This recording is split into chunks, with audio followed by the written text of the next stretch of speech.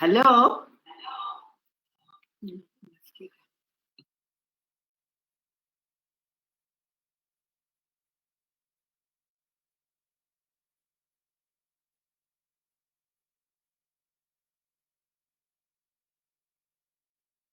Okay, I'm sorry about that. While we try and get our moderator back online, I'm just going to get us kicked off. So again, thank you very much for joining us for week 10 of our NSP webinar series. Today, we're going to be looking at comparative funding models. As you remember, last week, we spoke about the GBVF fund, and we started thinking about what we would want this fund to look like. Today, our presenter is Bongiwe Ndondo. She is the ED of Hlanganisa, and she also is joined by other panelists who will help us to unpack how other funds work and also help us start thinking about how we can overcome some of the challenges that they'll speak to. All right, so Bongiwe, over to you.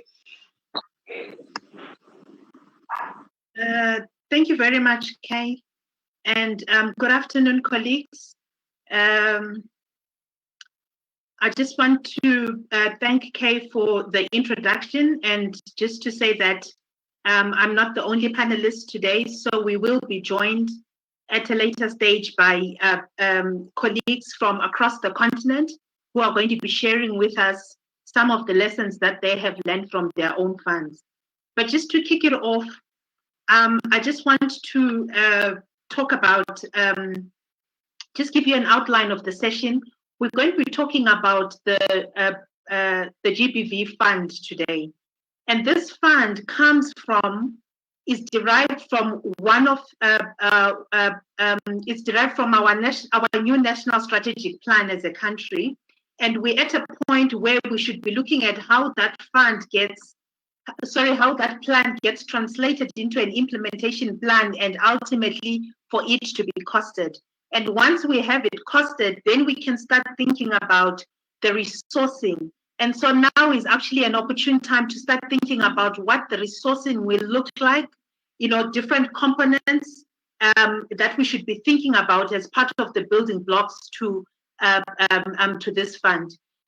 Just by way of outcomes, we're going to look at architecture of the NSP, and a lot of it is going to be reminding how the fund relates to the NSP, but also how it relates to the GBV Council. Then we're going to explore the concept of basket funding and its relevance in the context about. And then I will hand over to colleagues who are going to share with us some of what they're doing on different GBV and women empowerment funds. And then we'll reflect on what exists in South Africa currently and some of the things that are out for our own fund. Having said that, our fund is one which talks about a strengthened multi-sectoral coordination. And within that pillar one of the outcomes, having an appropriate and responsive funding mechanism at the different levels of government. And one of the outputs, which I think is what we're talking about today, is a multi-sectoral GBVF and the mobilization of funds from across the private sector and of our development partners in trying to make sure that this fund is properly restored, its outcomes realized. Having said that, the fund is actually derived from the National Strategic Plan. And the National Strategic, our blueprint currently as a country on how we're going to be gender-based violence and femicide. And the National Strategic Plan makes reference to two institutions, the Council as well as the fund. So in many ways, the council is born out of the strategic plan, and so is the fund itself. And one of the things we will be is how this fund is going to relate to the council, but also think about some of the issues around autonomy of the fund. Now, the fund arises partly because of some of the challenges we've experienced as a country around the resourcing of the gender-based violence response. So we all agree that the funding thus far has been quite fragmented. So we've had different pools of money doing different things, and it's very difficult to track what the funding has done over the years, but also difficult to point to some of the impact that we've seen from the funding. There's also, I think, there's also been a lack of cohesion in the sector insofar as funding is concerned, and there hasn't been an overall, overarching strategy that speaks to what gets funded, how it gets funded, and that brings me to the issue of evidence-based funding. So we don't really know how much of our funding has gone to tested programs, and and how much of it has actually been able to realize the impact that we seek. The funding has also been insufficient, and sadly, it's been very difficult to quantify it. And I think so one of the things we should be thinking about as we have this conversation today is how we're going to be tracking the funding, both in quantum and also where it goes by way of geography and as well as subpopulations. There's also been a rather weak accountability, especially at collective accountability in the sector. So we know that there's money in the sector. We don't quite know what it's doing and what its focus has been. And I think the NSP is going to challenge us to have better cohesion, but also greater accountability to each other as partners working in this sector. And like I said, the funding has clearly been very project or organization based.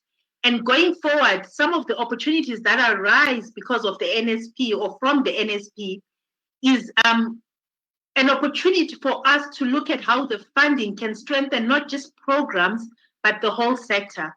We're looking at better cohesion, a better harmonized strategy. We're looking at making sure that the funding follows the impact. So where are our value for money studies, and how can we make sure that we utilize the evidence that exists in determining what gets funded? There's also the issue of, the funding thus far has not been very successful in disrupting the status quo. And we know that with gender-based violence and violence against women in particular, there is a need for us to be very disruptive in our nature and to challenge the current status quo that continues to exploit and perpetuate inequality as it relates to women. So a lot of what I'm going to be presenting today is not to provide you with answers, and neither is it going to give you any form of and neither is it going to give us any new insights into what we already have. But I will be asking more questions than providing answers. So I've framed the thinking around 5 different areas. And those 5 different areas are also what our colleagues who are going to be speaking to the funds are going to be reflecting on. And that is ideology, the structure, the governance, the accountability, and the actual operations. So I'm going to unpack each one of these areas a little bit. And this is so that it can stimulate the thinking and help us, pay attention as the other panelists make their contributions to some of the things that they have done, how they have done them, and what we can learn as we put together our fund. So the first question for me is really about ideology. So what is the ideology of the fund? But what I mean by that, we've got different women's funds with different outlooks and ideologies. Many women's funds have sort of taken a middle ground. And by middle ground, I mean they're focused on a human rights-based approach. So we want to protect the rights of women. How do we go about funding programs that promote and protect those rights. But another approach would be to look at a more feminist-oriented fund, and what that would look like. It would not just be about human rights or protecting the rights of women, but it would be looking at disrupting the current funding disrupting the current status quo through funding and using the distribution of money to shift power. So the fund, a feminist fund or a fund that's based on feminist principles, will have a very strong political identity that challenges power relations and would look at women and gender through an intersectional lens that recognizes that we have different facets to our existence as women. It would also be clearly looking at some of the issues that relate to healing justice, which is very clearly articulated and prioritized in our NSP. So we want to know, for example, we want to think about rather as a country, do we want a women's fund based on human rights principles? Do we want to take it a step further and look at how we can completely disrupt the status quo and have a very strong political identity, so to speak? We also want to look at structure. So we've got this fund, that we've conceptualized and we want to put in place. Who is going to be putting the money into this fund? Like I said, the starting point is our NSP, and once we've costed the NSP, we will realize that a lot of the activities that relate to the NSP are actually funded through government. So they are government mandates through different line departments or line ministries. So how do we, through this fund, account for the funding that is sitting in government, which is the bulk of it? And this is not to say that we want government funding to come through, but if we want a comprehensive picture of what is happening in the GBV funding landscape, then we need to have sight of what's happening and what government is allocating and what different departments are allocating, so that we don't get to a point where this fund is merely plugging gaps and government is not coming to the party, and where we are unable to quantify our investment in gender-based violence. So even if it was by way of book entries into the fund, we want to make sure that government allocates the resources that are specified in the National Strategic Plan. We also have to think about our development partners. We will be inviting all of them, in fact, to participate in this fund. But is it going to be mandatory for development partners to channel their funding through this fund? And what are the risks that are involved? This is a fund. Clearly, there is going to be investments that are made. The old adage about putting all your eggs in one basket. We need to think about that.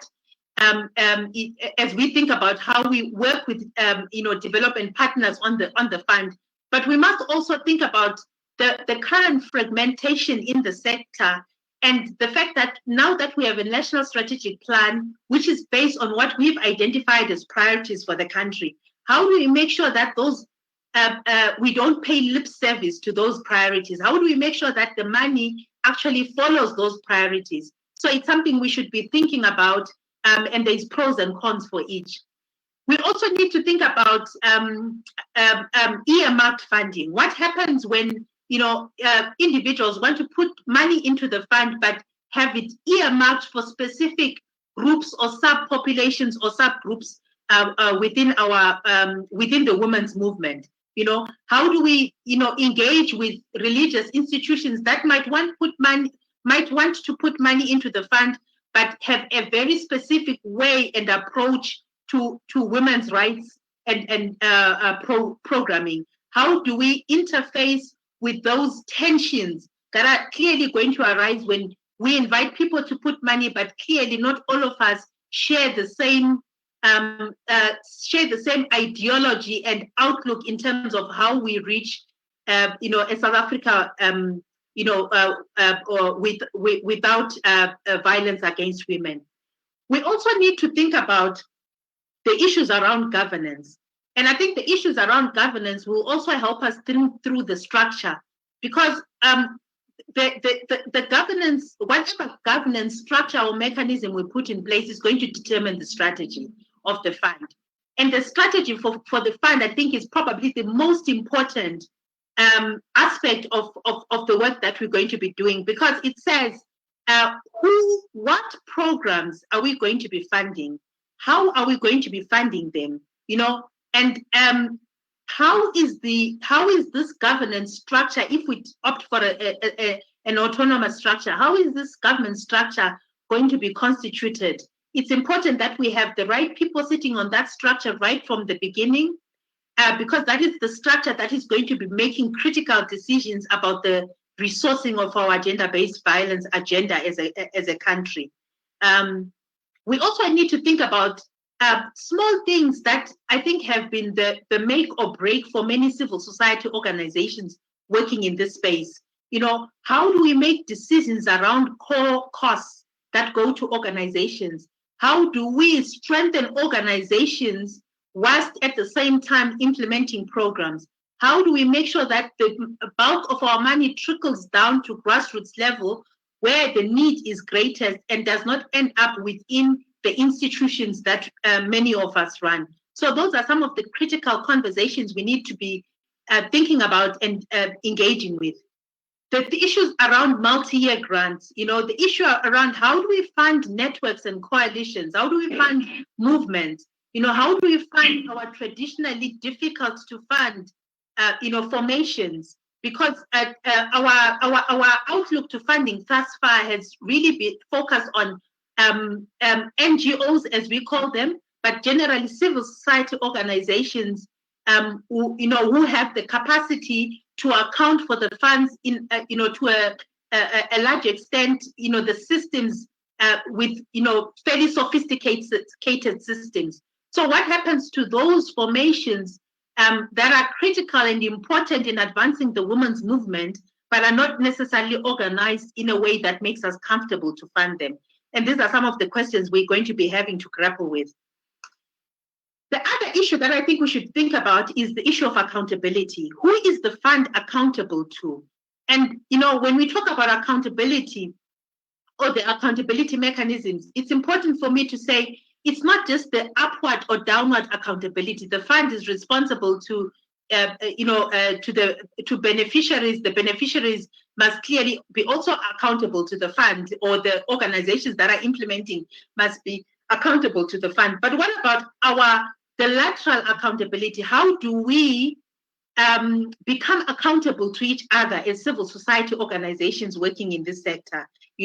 How does Hlanganisa become accountable to Sonke, for instance, just by way of giving an example? Because we are all going to be implementing and rallying behind the same NSP. So, and we're going to be competing, in a healthy way, clearly, for the same funding coming out of this fund. So how do we make sure that there is that lateral and horizontal accountability?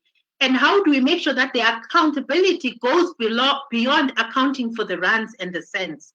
We don't want to be saying, so we spent this much money and, this is where it went. We want to know what change did it, bring on the ground. So that level of accountability, I think, needs to be brought into the equation right from the beginning.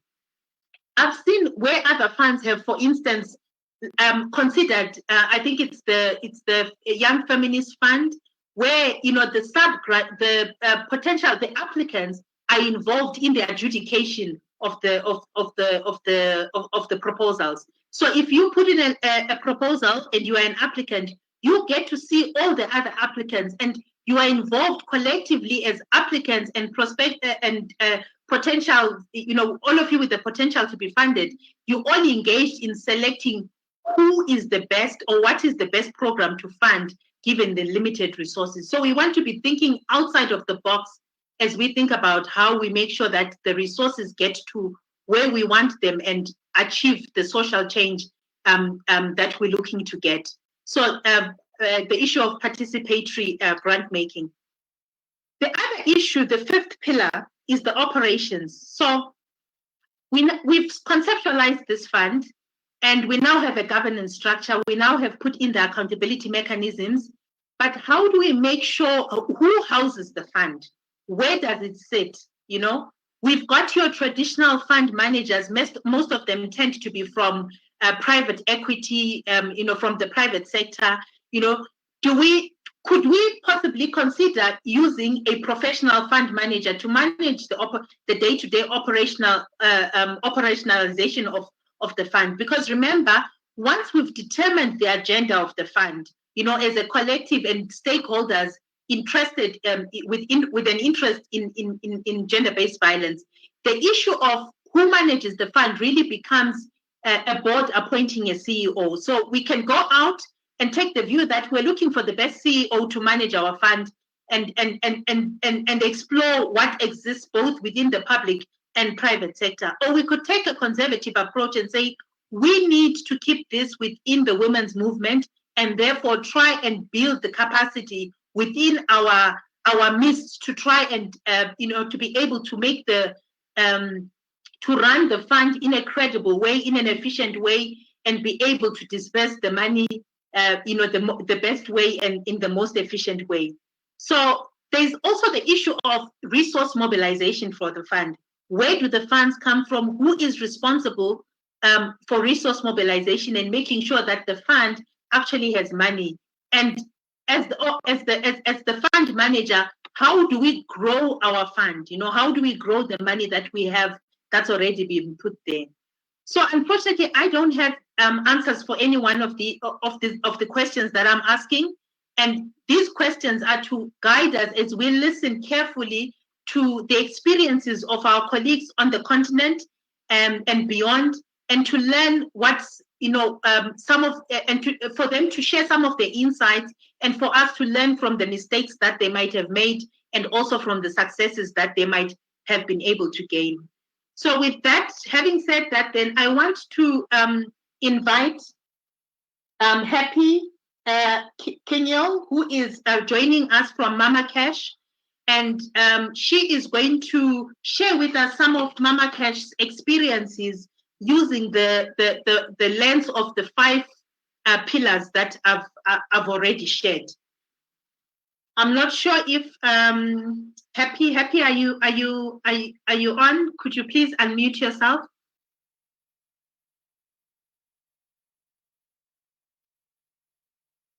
Hello, can you hear me? You hear me?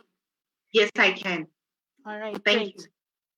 Thank you all so much for inviting me to this really interesting conversation about setting up a GBV fund in South Africa. Unfortunately, I'm going to say I have to leave like right after I finish speaking, and my apologies for that, but any additional information, if you have questions about what I share, please just reach out to me. The organizers have my contact, and I'd be very happy to offer more information. I will talk a little bit about how Mama Cash works. My name is Happy Mwende Kinyili, and I am a very proud African feminist who at this moment lives in the Netherlands working for Mama Cash. And I'll share a bit about Mama Cash and how Mama Cash works as a feminist fund.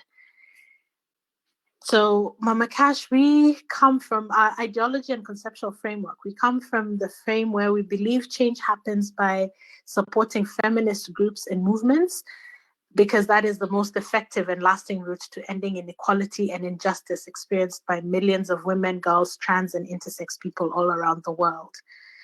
We are dedicated to supporting collective action of women, girls, and trans people to control their bodies, make and influence decisions in public and private life, determine how economic and other resources are used, both at the personal and community and state levels, and to live free, pleasurable lives. So we work to ensure that the women, girls, trans, and intersex rights groups have the resources they need to define and reach their goals. And we do that through 3 main strategies. I should caveat by saying we are coming to the end of our current strategic plan at the end of this year, and we'll have a new strategic period next year. So some of this information will be changing, but the general idea stays the same. So our current strategies are 3. We do grant making and accompaniment. Accompaniment is what we call people in other parts of the world call capacity building, but we have problems with that framing. So we talk about accompaniment. we are a women's fund. Actually, Mama Cash is the oldest international women's fund, and we have supported the seeding and setting up of quite a few women's funds and feminist funds around the world. And so, as part of the Women's Funds architecture, we are committed to ensuring there's a strong, robust, and resilient women's funds architecture to ensure that the movements from which all these different funds emerge from have the resources they need to make the change they desire in the world.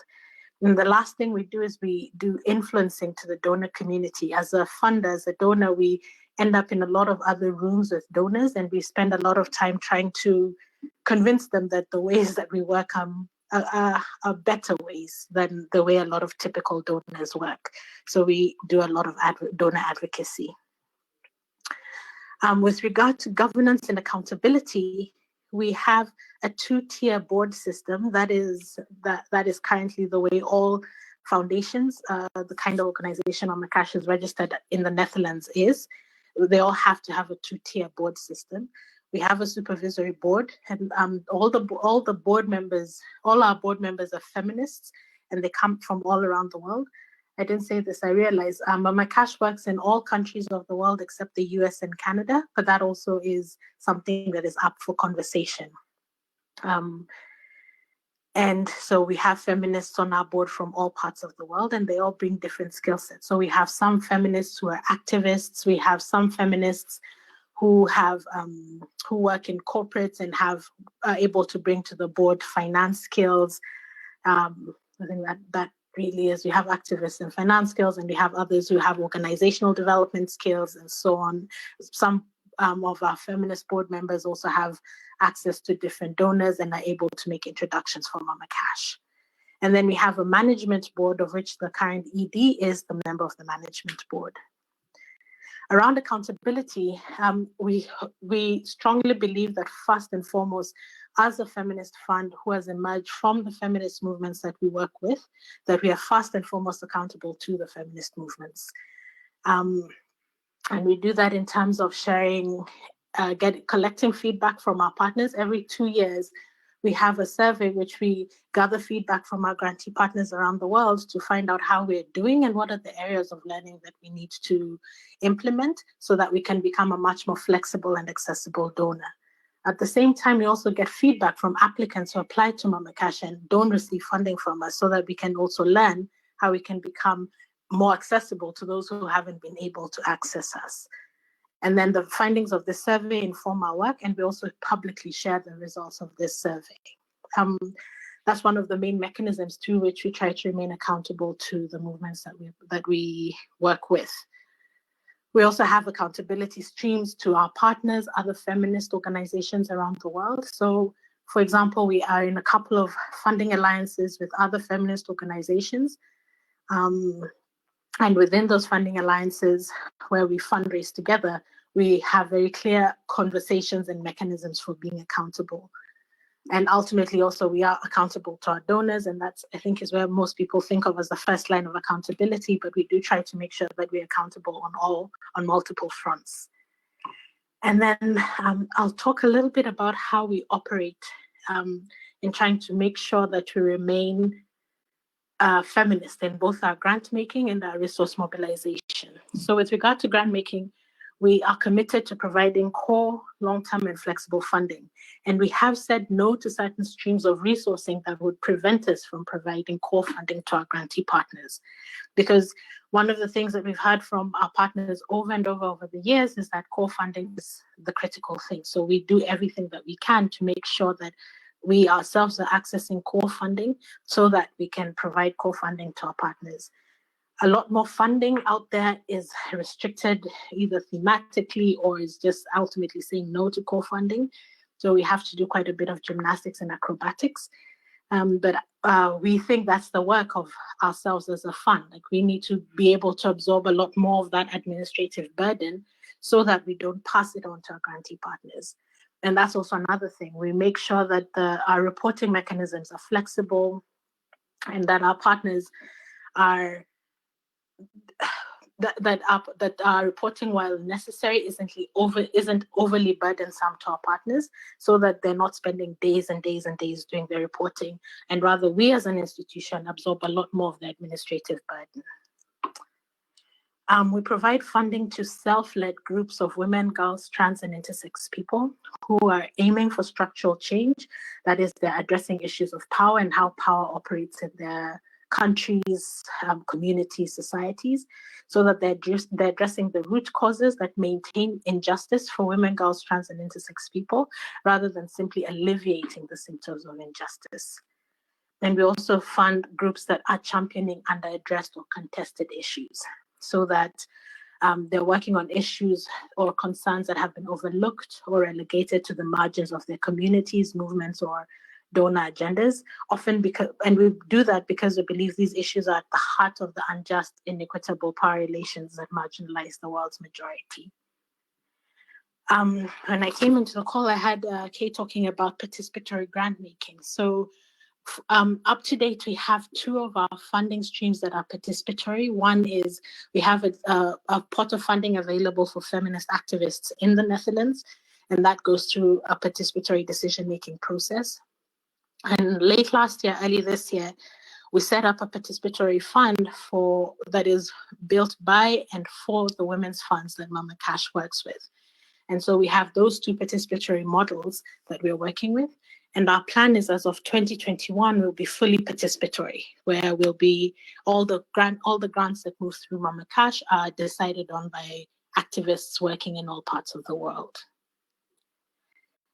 I'm going to stop there. I have said a lot. You didn't have anything that you're looking at. My apologies for that. But again, like I said, if you have any questions, any information that I could offer at a later date, please do not hesitate to reach out. I would be happy to talk a lot more about how Mama Cash strives to be a feminist fund.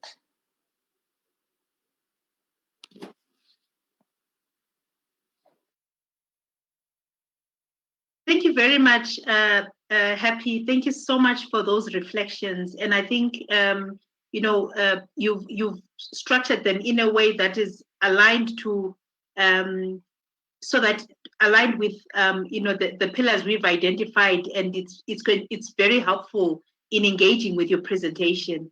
So thank you very much for that. I believe we should be going to a poll, Ritabile, taking a short break. Okay.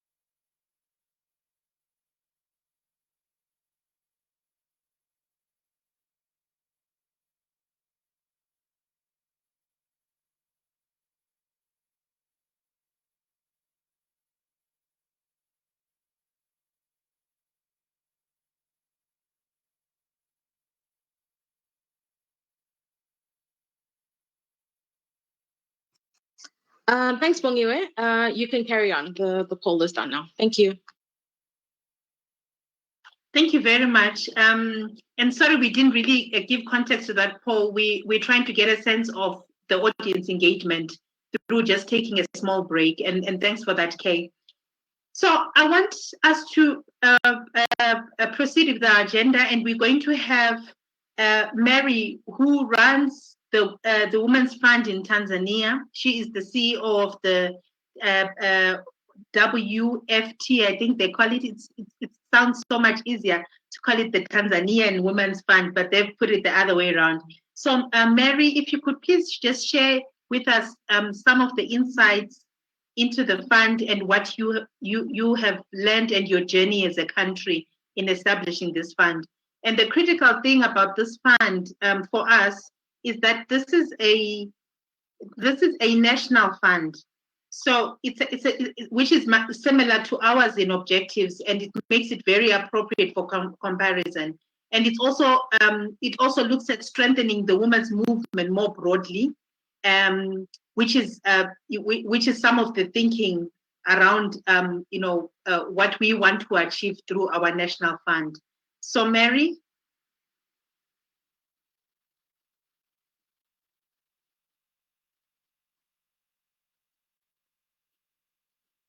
I hope Mary is still on. I know that she was on earlier. Mary? I'm on. Do you hear me now? Yes, yes. Please go ahead, Mary. Thank you very much. Thank you. Good afternoon, sisters. My name was introduced already by Bongi. Is Mary Rusimbi. I'm the current and actually founder member of the Women Fund Tanzania. And now we've just changed into a trust. So there is a registered something, but we kept the Women Fund Tanzania on. Now, just to explain quickly, following the frames which Bongi you have mentioned, the ideological and the conceptual framework, but exactly who are we? Just to say that this is the Women Rights Fund that is actually growing into a feminist fund. And I think, like you mentioned, it's a little bit of a difference. We started as just taking a human rights approach, but now our objectives are more around going beyond that and conscientizing the movement, the women rights movement and girls-led movement, to become more conscious from a feminist point of view, and also to be able to disrupt. Because at the beginning, it was more about providing a lot of support around who are we, questioning ourselves, but also going to the level of aha. But now I think we're at the level of aha, what is it we have to do? So that is one way of just saying we ourselves, the founder members, are from the women's movement, and this is where our interest is about having an objective of our fund focused on strengthening the women's movement in the country. Now, being central actors in this women's movement in the country, we really had an opportunity to learn ourselves, because we worked from different organizations, to learn ourselves about the inaccessibility of funding that goes out to support or to promote women rights and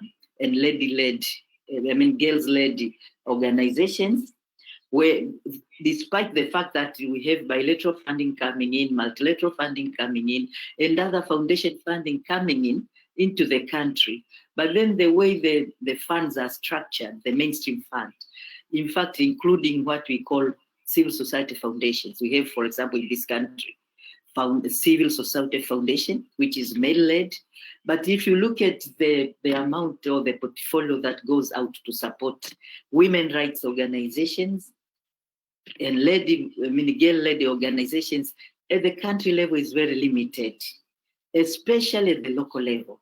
So we came out with this fact that we all agreed as a movement that there was a need of having more funding coming our way. And that is one of the principles that led to this organization, to this fund coming up. But secondly, this was affirmed by a feasibility study. So we started with a feasibility study that actually affirmed the needs and where the funding was not reaching more than others. And this was basically the local level. So we have an appendage here when we say Women Fund Tanzania Trust, we always say empowering local heroes. So focus of our fund is also saying it's not only about strengthening the women's movement organization at the national level. We have to send out 60% of our funding to ensure that 60% of our annual portfolio for grant making goes out to activate and to support women rights or civil society groups, women-led or girls-led at the community level, so that they can actually realize their full potential. Because we believe that local women heroes have a lot of potentials, but at the moment it's not coming out because they are not supported enough through funding, capacities, and other related. And thank you, Bongi, for putting up. That is just quickly something that tells us how we started. We started very small at the conceptualization level, then we registered ourselves in 2008, but we only could be able to come into full operational in 2011, which shows that sometimes it takes a while before the fund is actually set. But we used the space which we had between 2008 and 2011 to learn from others. I want to emphasize, and I'm very happy today that we are here sharing and learning from each other. I think that's the right path. We're learning from others and others being open to help us to come in and learn from them. And I do want to mention several here, but I would mention more.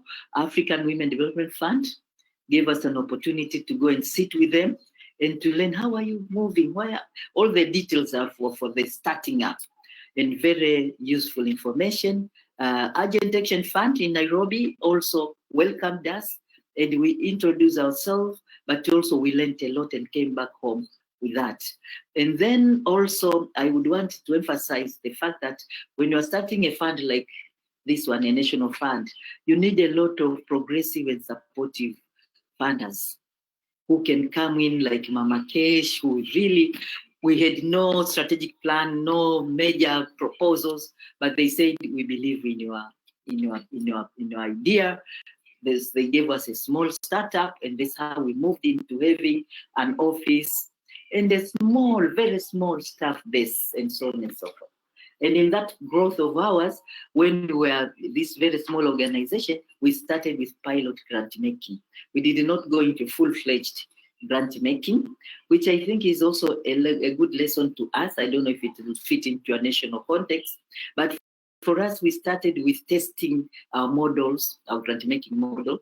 We started by having very selected group of people in the thematic areas we wanted to move in and test our tools.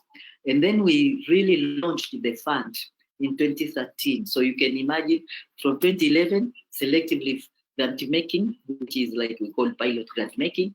2013, we went full-fledged, and our first public proposal came out actually in 2014.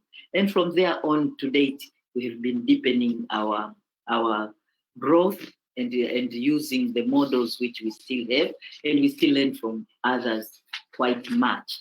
So I just thought that I would share with you that background, since you are framing yourself as a national fund, but also you are coming in with a specific, which I think I also liked, the specific of having a GBV fund, which I think is an important focus to be moved on. So congratulations for that.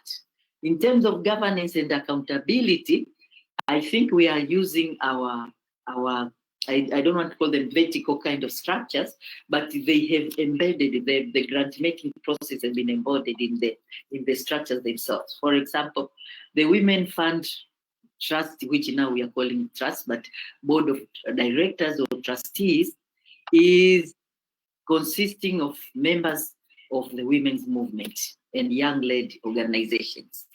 And these ones are the ones who actually provide us with direction and guidelines on how our grant-making process should move on. In terms of the focus, how you should not move out of the ideological frame we are working with, how we should move, even if we are moving into a new thematical area, we have a discussion at this level, which is also bringing in women's rights voice from the other sectors of our movement into how we should move out.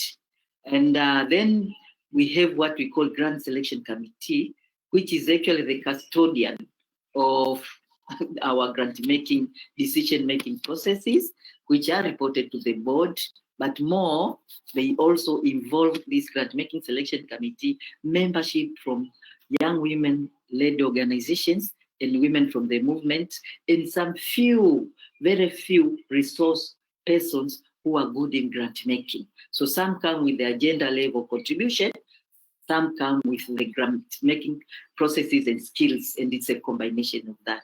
Then we do also have resource mobilization committee, which for sure is not only about funding, but which is informed by the grants focus. Where are we moving to?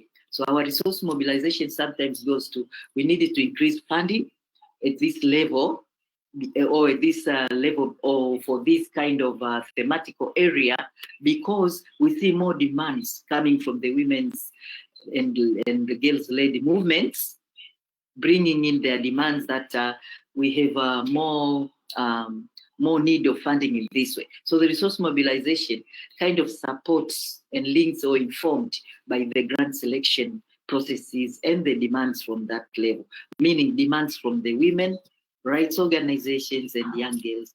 The financial and audit, of course, is more around having kind of a guidance, but more supporting the grant-making processes through the whole issue around compliances, around monitoring financially, and a lot of things that are very necessary to be connected. So for us, these committees, which are body committees because they report to the board, and the chair of these committees have to be board members, they really are so linked up.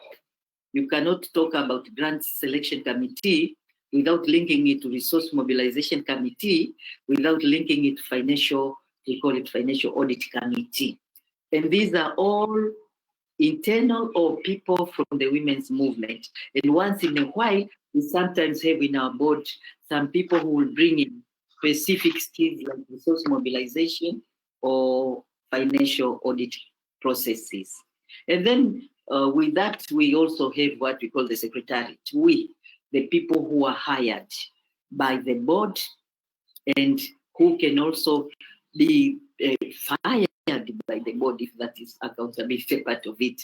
But these ones are people now who come in with professionalism, but mainly we still pick young people and people like ourselves from the movements. Our selection committee usually say, why don't we recruit people who are already with the agenda level awareness, so that although we still have people who come in with specialized skills, we have grown a bit. We started very small staff, human capital, but now we have grown. But I just want to mention few areas of which it mixes governance, accountability. At the Secretariat level is more about programs, and we have 4 areas of programming, which actually all link up to the grant-making processes.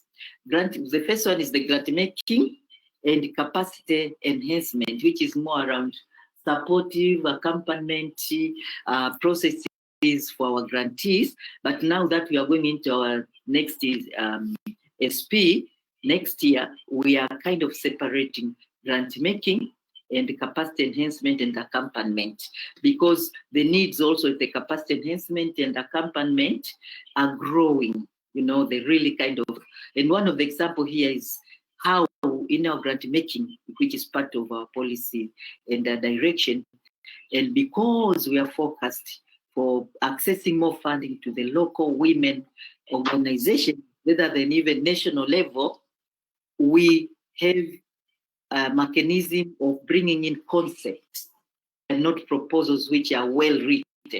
So what we take from the grantees who are applying is more around their conceptual ideas, because you can get very good ideas of how to disrupt a situation, but it's not well written because they don't have capacity. And so we put up some mentors who can then come in and support the groups. So this is our main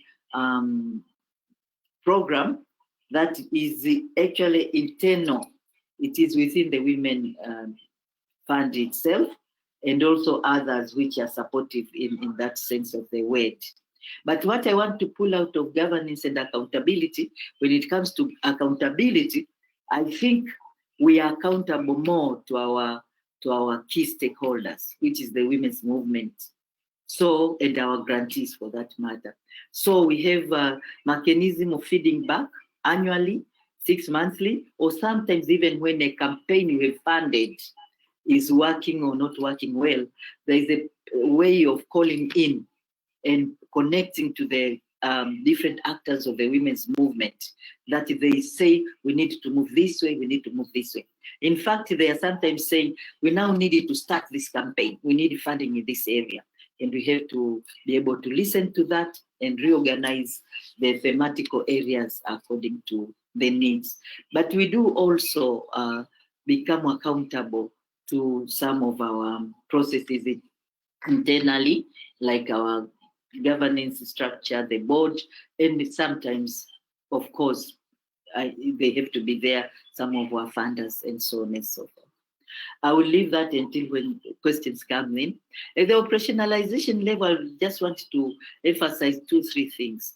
I think the way we worked through, we came out learning and relearning, but some of the learnings which I think at the operationalization were funded at the national level is the fact of having a strong grant-making team and staff, and also at the finance department, with clear agenda and practice that are well known and taken and supported by others. Because I think this is where you build some people who are there on a day-to-day to support the grant-making processes. But then you also need them to come or being supported to grow into, if you are in a feminist agenda, they have to be able to understand why we are providing grants, why we are doing this, and so on and so forth. So I think that to me is at the operational level is very important. The importance, of course, of these other things like systems, tools, procedures, not only because of the funders want us to be having them, but I think they are very important guiding frames for grant making, because then it makes the money which is actually given to you as a custodian, like for us, to be able to go out and make a difference. And so, yes, we say we have more flexible way of doing it. We are not doing it like other mainstream funders, but we still have to hold each other accountable. So the systems, procedures, and policies helps in that sense. But then I think also having a demonstrated grant-making process that it goes with financial integrity, compliances, accountability, and other transparency and others. And I think this is something that is really, as women funds, we need to discuss more. On one hand, we want flexibility and supportive environment so that our grantees can be able to benefit and not go through all the systems that the other funders want from them. And yet, the integrity part, especially from the financial and the compliance and accountability, still calls for them. We are learning more in this area on how other funds are working and how they are surviving. We've pushed in some few things that we have been able to negotiate with our funders, that we cannot do this. If we do this, we become the same mainstream fund and so on. At the operationalization level, and this is very specific to us, I don't know if it's for other funding, we call ourselves an activist women rights fund for the time being. Why are we calling ourselves so? Though we are not an implementer, we have made some systems of becoming part of the movement to be able to learn more, to learn how the movement is moving, to be able not to go out and study how the movement is doing, but to be able to be part of providing thought leadership, to be able to provide our skills, connect, and yet fund the people to be able to take over the leadership in this area. And I know there are some other organizations that say, are you an implementer? Keep on questioning us, but we are not an implementer. We needed at the operationalization level still ourselves, this is a lesson we still have to do, to build much stronger tracking and monitoring processes, following up field results. Like we provided just recently, more than 600 shillings, which is not that much, 300,000 USD to the small groups at the community level on COVID, to go address COVID in different deserts, including GBV. But I think the issue here was, how then do we bring out the field result as a package and say, much of the money went out to the field quickly, but this is what we are getting back. So I think we still are learning much from others and ourselves, a lot of things going on, although we try to do monitoring, field this and that. And also, we also need to build in strong communication strategy. And this, I would really advise you to start from the beginning with a strong communication strategy that will provide the visibility of your work, influence the message out there, but also get a lot of feedback. We are struggling with this area. We have a lot of things that people say you have done well in this area, but really documenting it and making it visible is still a challenge to us. Though now with this new SP, we are planning to give it a central role in that sense of the way. In terms of operationalization, like we all know, you can't call yourself a fund if you don't have a strong, robust, and diversified funding base. So we grew from funding that some were very project related. We've come out of that. We are now in a process of having more multi-year funding processes and a bit more long-term, like some of our contracts are 5 years at the current, some were 3 years, and some were 1 year. We are really moving out of the 1 year kind of contract because you know the kind of burden it provides to us. So to me, I think you wrote somewhere where you say, what more do you want us to say? I will just say that we believe that we have grown to the level where we can offer support when needed by you or any other in terms of how a national women fund really works in some of the areas. We have accrued some experience. I wouldn't say huge experience, but some experience on the thematic areas of funding these areas and some results which are coming out.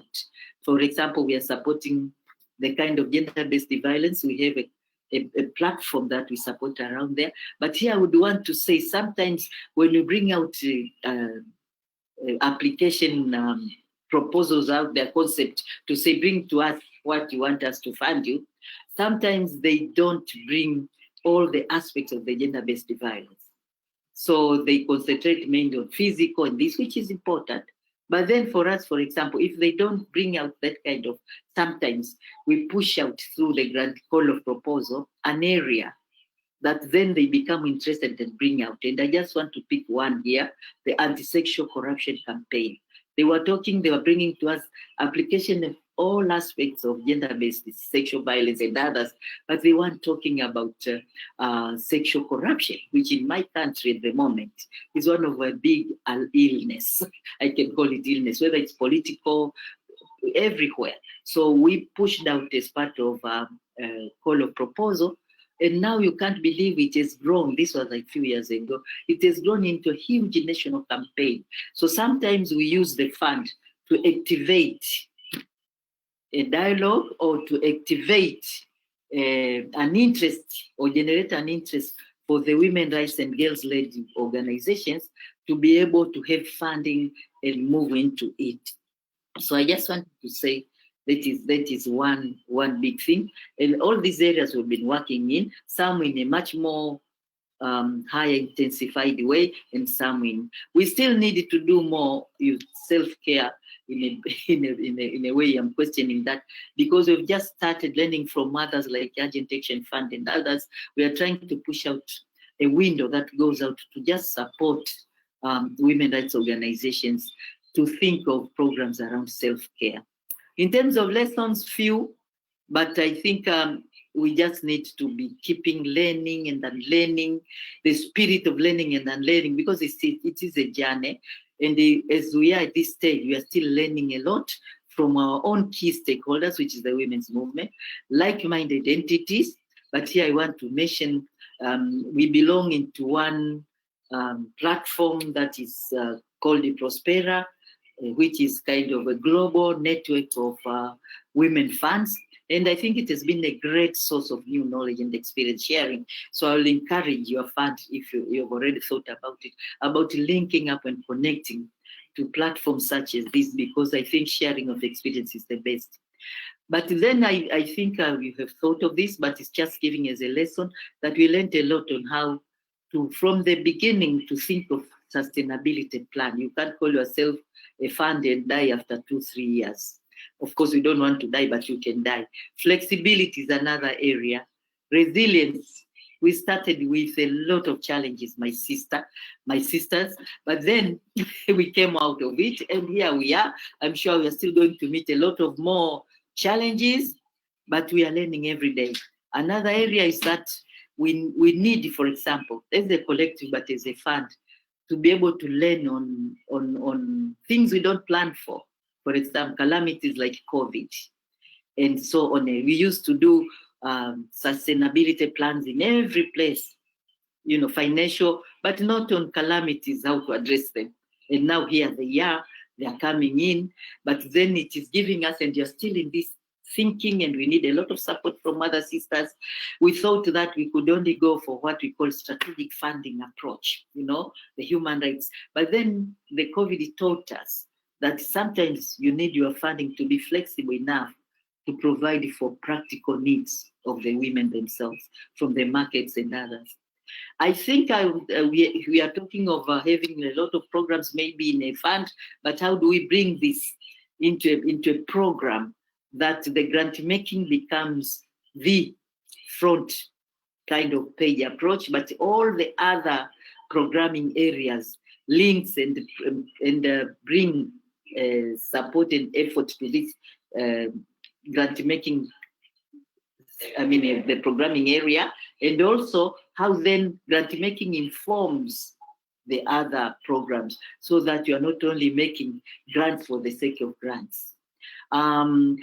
This one is more about encouraging you as a fund that you want to start, that just to state that starting a fund is not only about having money. You can have a lot of money. We didn't start with any money, but you can have a lot of money. But it's rather to us, the lessons we learned. It's about the commitment to the agenda you are working on, the determination of getting there, the partnership building, and so on, and building systems and integrity and patience and resiliency, and not moving away from your objective. Because sometimes, because of funding and others, you might say, let us get out of this. But I just wanted to say we started with 100% volunteering of funders, so it's not about money.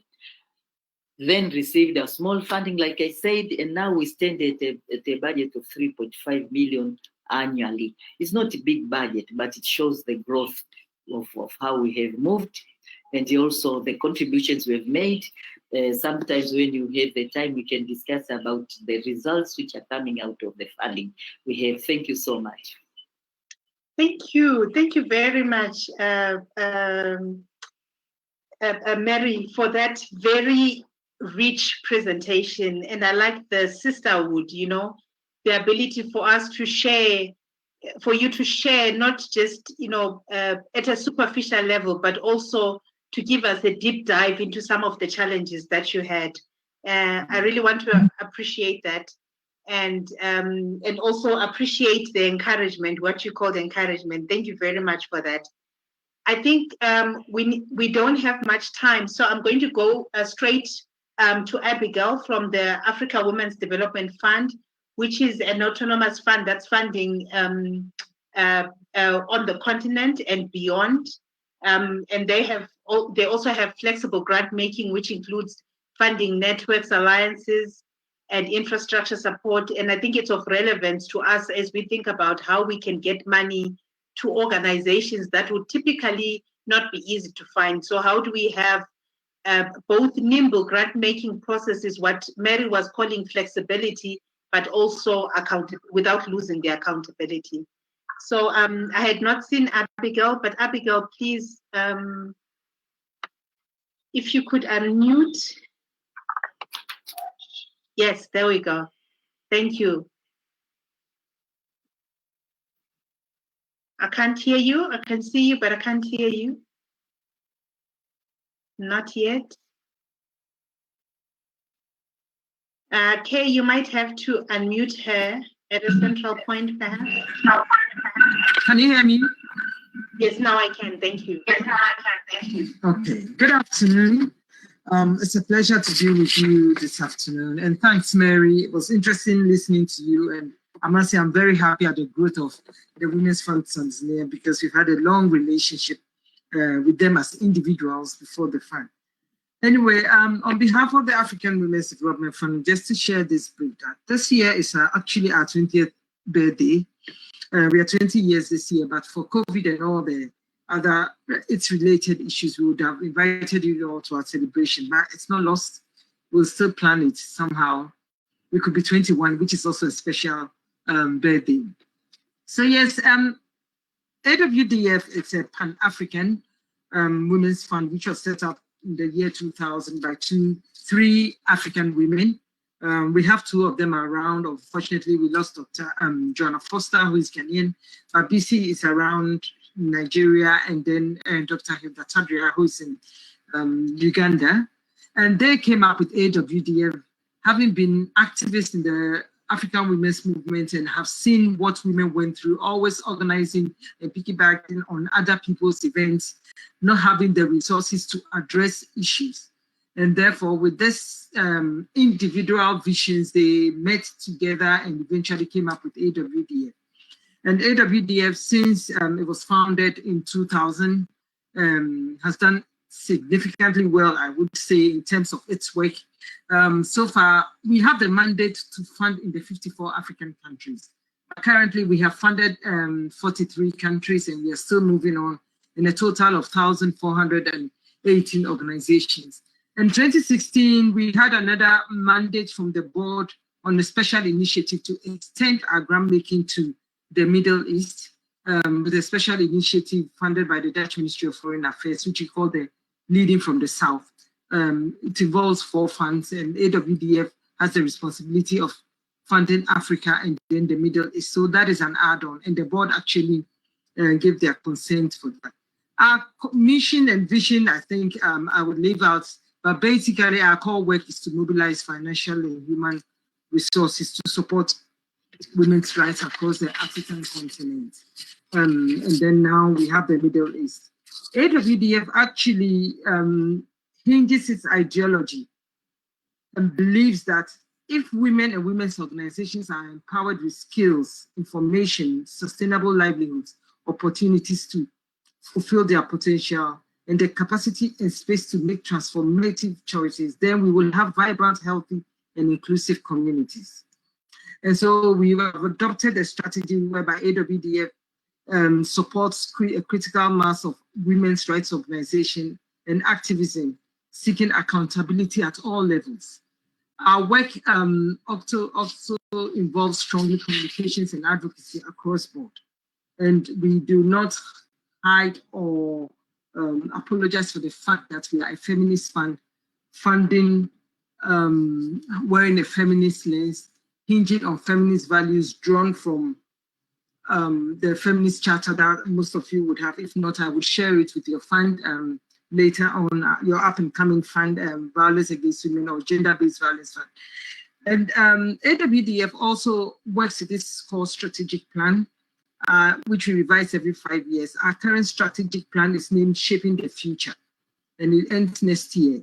And we came out of a future scenario. We looked at African women in the next 30 years, and based on that, we came up with the strategic plan we have in the thematic areas. And for every development of a new strategic plan, we use the opportunity to revise our thematic areas. Currently, we are funding under body health and rights, economic security and justice, and leadership and participation in peace. We never drop anything we funded before. It just happens to be captured within what we have. And we also arrive at these thematic areas after convenings and engagement with our key stakeholders that are African women, the African Women's Movement, through the African Feminist Forum, women's convenings, organizations we fund. And from that, we are able to gather the developing trends and issues that needs attention and support and funding across Africa. So that is our main bit. In terms of our structure, AWDF has a 7-member board, and we ensure that our board represents the regions of Africa. We are yet to have someone from the Middle East on our board since we started work on our board. And then we have also the CEO on the board. We also have a senior management system team that supports the board and 2 directors as part of it. Now, our grants are made by the board. First of all, the grants team actually, the entire organization is open to work on deciding on applications that make it to the docket, the grant making docket. Thereafter, the grants team actually prepares the docket that gets to the board members. And then we also support our grant making extensively with capacity building. And we call it capacity support because we have, from the time AWDF started, we realized that most African women's rights organizations, or most organizations in Africa, women's organizations, emerged to address issues. And much as AWDF had systems to support their grant making at the time, not having our own funding and the demands and implications of our funders ensured that we support the capacity of our grantees. Hence, over the years, we have come up with key 360 grant-making agenda, which also builds in the technical and capacity building support in several areas, resource mobilization and report development, in a number of areas, advocacy and other related bits. All these, and we have seen from our own processes how these trainings have enhanced the capacity of the organizations with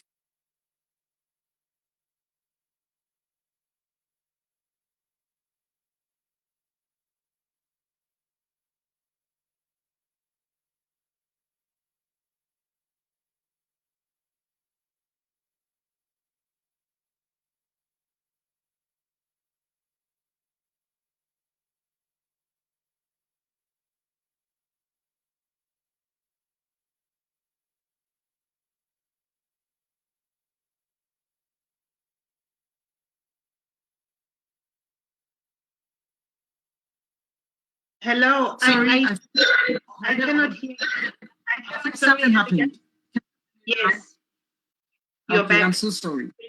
Thank you. I don't know where I lost you. Can you remind me? But our grants, actually, we call ourselves a fund by women for women and with women.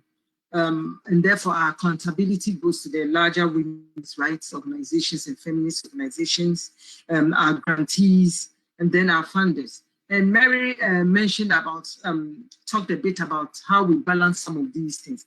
In 20 years, we have learned a lot. We didn't start with the processes we have now.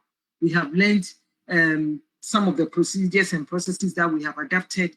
We had opened, and we had an open-end processes of application. Much as we have guidelines, we also have the small grants. We have the small grants program that acknowledge sizes of organization, community-based organizations, their capacities and other things. But with time, we've had to tighten some of these things. Hence, our capacity support to grantees have helped to address some of the challenges we would have with them. Accountability on the whole governs AWDS work. I didn't mention about our values, but AWDS values hinges on values of professionalism, and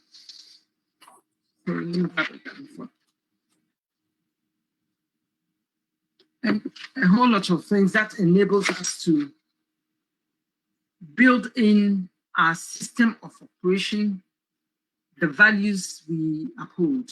And we do this by reminding ourselves all the time. We actually, as part of our staff meetings and our processes, have people take on one value after the other to address in terms of speaking to the value, enabling us to live it, to put it in a more practical way. The values of respect, diversity, feminist accountability, stewardship, solidarity, partnerships, professionalism. These are so core that each time, and bringing people, and especially having new staff members on board, requires that we bring ourselves to a place where we remind ourselves of embracing these values and living it in our professional work on a day-to-day basis. So it is not just something we have on the wall, but to internalize it as part of our work. Now, operationalization, grant making, and resource mobilization. First, let me talk first about resource mobilization. AWDF our resource mobilization is from foundations core, from foundations, government, corporations, and individuals. We have very little from corporations and individuals. The bulk of it is from foundations and governments. And we aspire to have a lot more of flexible funding, because you have your hands tied when you are fixated on all this funding. So as part of this, in 2008, we launched an endowment. We are still growing our endowment, we are not yet there, but we've also, over the years, wanted to build a bit of a flexible fund, which actually enabled us to respond to COVID issues before even a lot of our donors came up to give us the flexibility of their funding. And that is one of the things that helps us a lot. We operate on the notion that we work on a volatile continent and anything can happen. So much as we have the processes of grant making and all that, we are also not oblivious to the fact that something can happen that falls out of the grant making period. And therefore, having flexible funding can enable you to address some of these things. So AWDF has focused in the last few years on building our own reserve, our endowment, and then flexible funds. And we do negotiate with donors. In the last 20 years, we have seen how that has grown, with donors giving us that flexibility over the years, because we tend to make a case. And it's one of the things that I would actually let you know coming up, that it's always good to negotiate and let them know the reality and the context within which you work, and why you need to have that flexibility, knowing the terrain within which you are working. Now, in the operationalization of our grant making and resource mobilization, we work on key grant making principles: transparency and fairness. And that has been our key track record, that we have a whole lot of applications coming through. Currently, our grant making cycle is kicking in November. We have the board convening in November. We have 700 applications and we can only fund 50. So with this 700 applications, how are we able to sort it? We have a very called transparent process whereby grantees meet the system and go through the systems and the processes to be selected. And we find at all levels, small, medium, large organizations, community-based, national, regional organizations are all targeted as part of our grant making. Our size do not, and our grants range from $2,000 to $500,000, and the $500,000 came as part of the LFS initiative. That is the special grants we are making, which includes funding in North Africa and then the Middle East. Our methodology of grant making, we support methodologies that enable us to achieve efficient results. Through our grant making, we are able to pick up quite a number of things that goes beyond just the grant making cycles. We are even able to identify grantees that would need to visit when we are next making a visit in that country. They may not make it, but then things that they are likely to be a potential. And then we look at a whole lot of activities in terms of the category of people we fund, mixed groups, marginalized women, HIV and AIDS, sex workers, lesbian, bisexual, and trans organizations are all encouraged to be part of our grant making activities. We have a number of policies that guide grant making. I think our guidelines will take all the time, but we could share it with you later. But we give multi-year grants, and we made that case long ago because we realized what it means to us as an organization to have multi-year grants to be able to show results of our work. And therefore, we also support our grantees with multi-year grants that enables them to plan well. With multi-year grants, you can plan very well, and you can actually build on your work and see results. We encourage that a lot. We foster a lot of linkages and learning, and we have grantee convenings that bring grantees together. We also participate in different networks and different organizations. We belong to the network Prospera. Mary recently mentioned that where organizations learn, we have grantees participating in some of these things. We fund some of these activities and learning. And strategically, we actually like to introduce grantees to each other, particularly those doing similar work, so that they are able to learn from each other. Now, As part of our work, our groundbreaking process over the years too have had a lot of things come up. We look at women-led organizations, and that is a core learning. We are feminist organizations and we are working within a context. And our focus is women-led organization. And we tend to have more of the staff as women as staff. The governance of those organizations too, as part of our criteria, we asked for them to submit the governance list. There must be more women on that list. We have learned lessons over the years when we have ignored some of these things or thought probably could sway to the other side. We are a feminist fund once again. Decision making is core to our work. Decision by women managing their own resources and taking that. So these are things that we look at all the time as part of funding. We also support initiatives that focus on shifting the power. And thanks, Kay, for your introduction. As a feminist fund, we are using the funding actually to shift the processes, the power relations and power processes. So all these are things that we look out for as part of our funding. I talked about our funding across the African region. The focus is the 54 countries. We are now in 43 countries, and we are still working our way in. It is difficult in certain regions more than others. There are capacity issues, there are structural issues, there are political issues, but then we work with a wider network of women's funds and the women's movement on the continent. So gradually we are able to get people to participate in wider discussions and convenings, even though funding may not be in the country, in specific countries. And that is also a strategy to enable us get our foot in the space and then also address some of the challenges and issues of women in those countries. Now, all eligible organizations must have the capacity to efficiently and effectively implement. It's part of their accountability. We could talk about feminism, we could talk about sisterhood, we could talk about all that, but we do not have resources of our own. We are accountable to do this. And we have also seen how when you are relaxed on some of these processes, getting results may be an issue. At the end of the day, you've got to go back to your funders and then let them know the results achieved.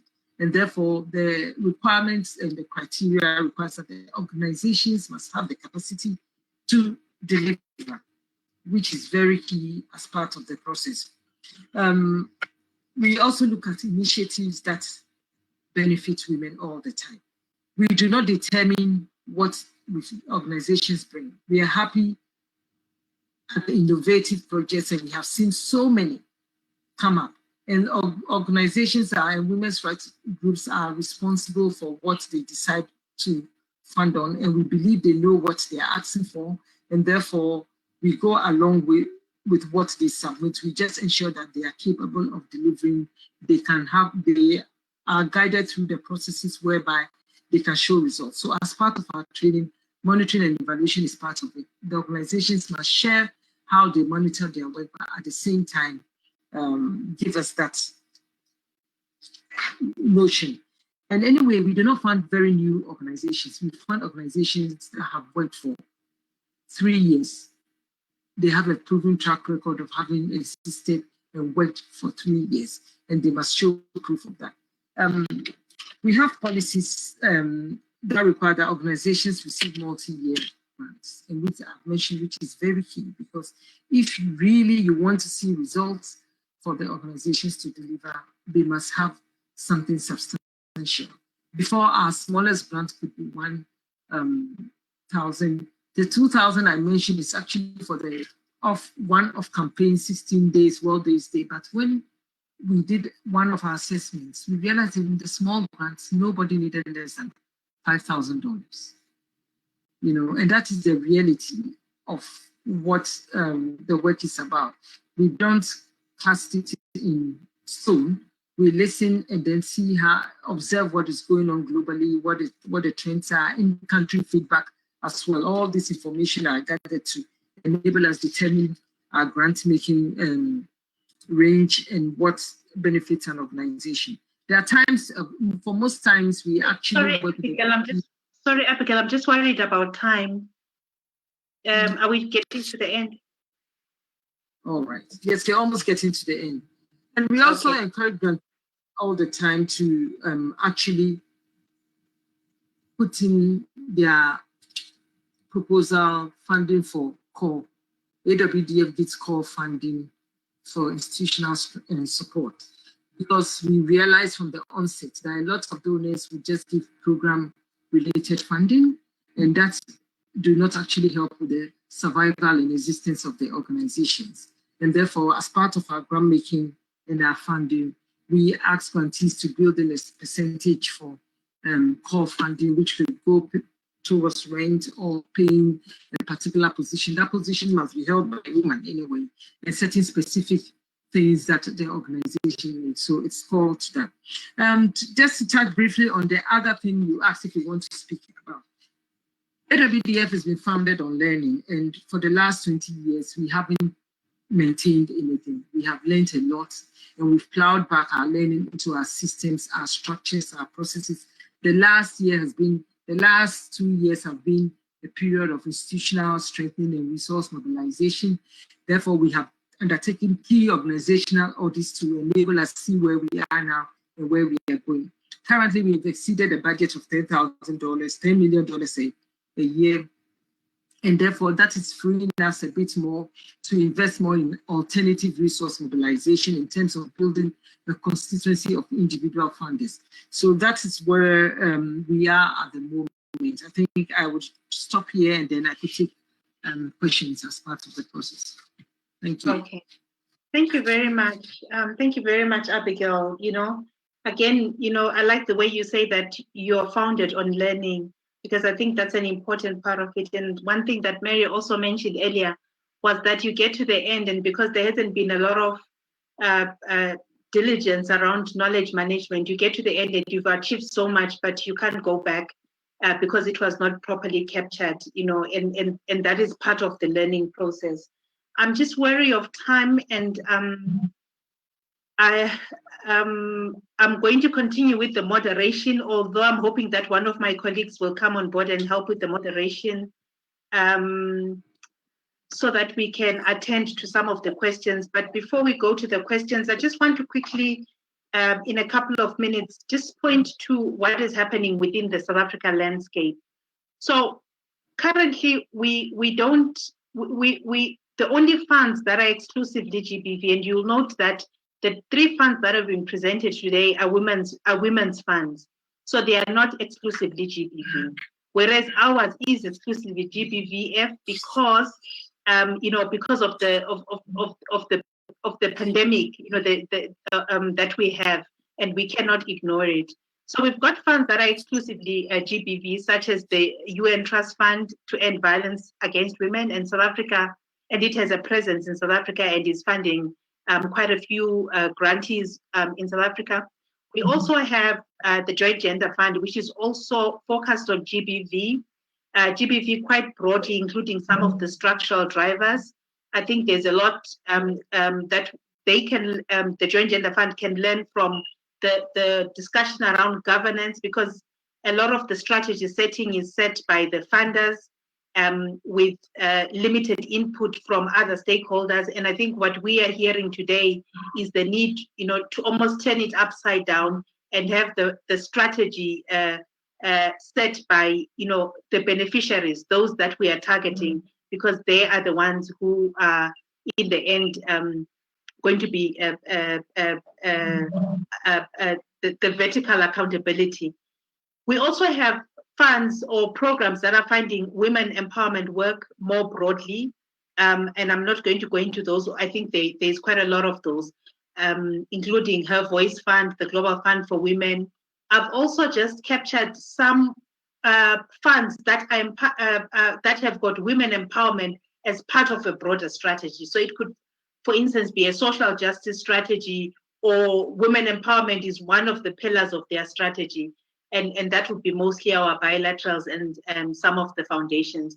And these are just by way of examples, and just making us realize that there are not so much funds, but there is a way we can describe and characterize how funding has been happening in South Africa around gender-based violence right now. And so I want to just, I suppose, in closing, before we go to any questions that there might be, I just want us to, think of a few things, and some of them, some of them are not necessarily in the slide because I think they arise from the conversations that we've been having today. One of them is the issue of intersectionality and multiple oppressions. I think what has come out, is that we have to center this around women and the realities of women. And it's not enough to have a strategy that looks at, that is very conceptual and, is high level. We need to bring it down and understand that, we exist as women with multiple identities. I'm a woman, I'm a young woman, I'm a sex worker, I'm transgender. How can we bring, I'm a migrant woman, how can we bring all those things to the funding table and to the grant making process and the adjudication process? How can we bring that intersectional view and lens to this whole process? I think there's issues of investments and growth.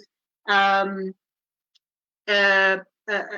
spoke about endowments and how they have been growing their endowments. So did Mary. And I think as we think about as we think about resource mobilization from the for these various funds, we need to think about who we are getting resources from. And I think one of the things that we would like to do is reach out to the private sector. I didn't get a sense of how significant private sector funding is for the 3 funds that we've discussed today, but we certainly would like to bring all hands on deck, including the private sector.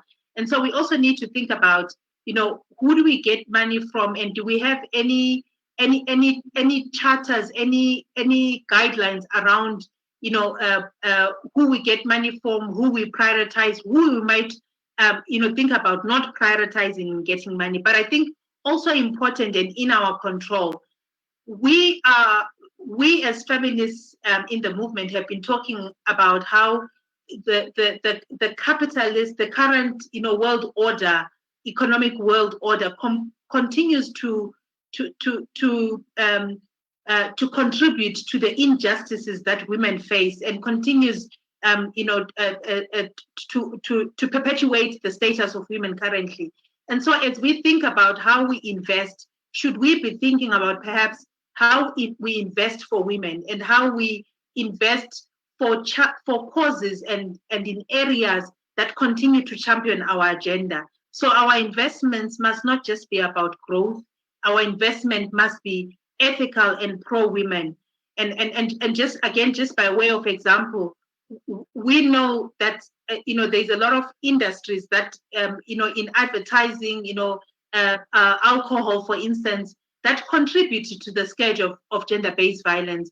And so as we invest, we would like to see investments that take into cognizance some of the structural issues around inequality and women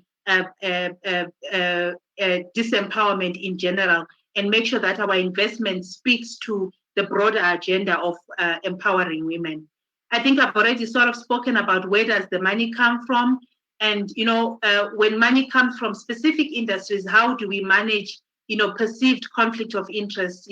Sometimes it is not necessarily real, it is perceptions, but how do we manage that perceived conflict of interest and make sure that those that put money do not expect that they will get any mileage out of the money that they put, and that the money is going to be blended and conform to the strategy that has been identified by the fund itself.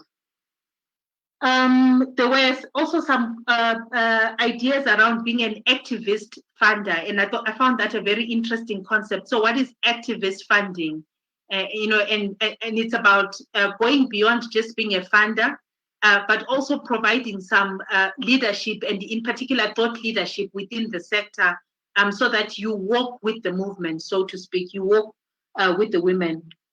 I also found the issue of accompaniment quite interesting, and I think it's probably something we should be thinking about, the issue of accompaniment and making sure that we don't give funds and we don't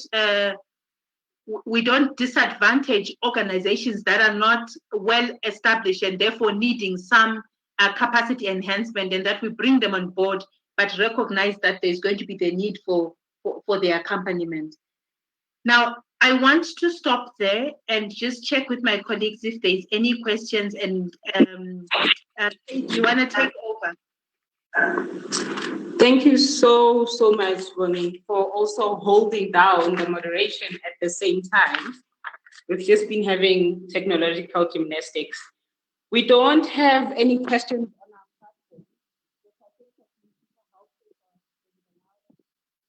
platform. Okay, we can no longer hear you. At least I can't.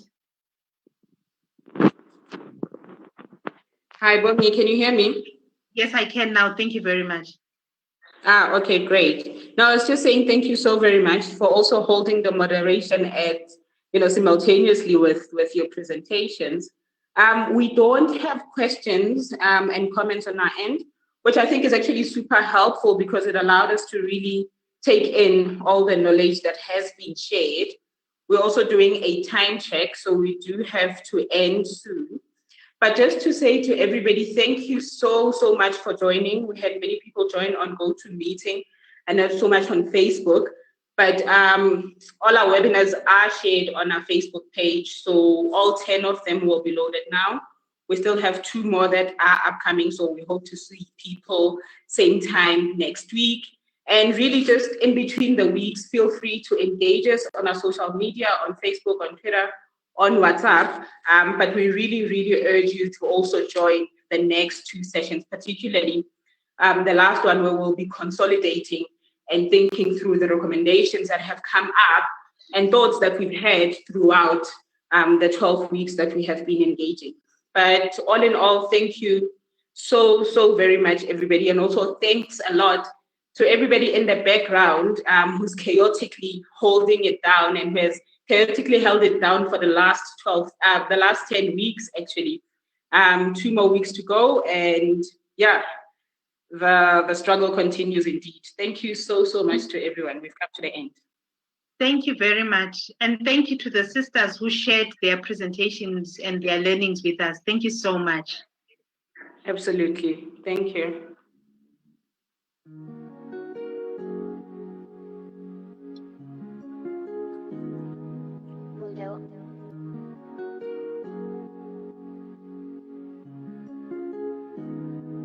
It would actually be good to close in song.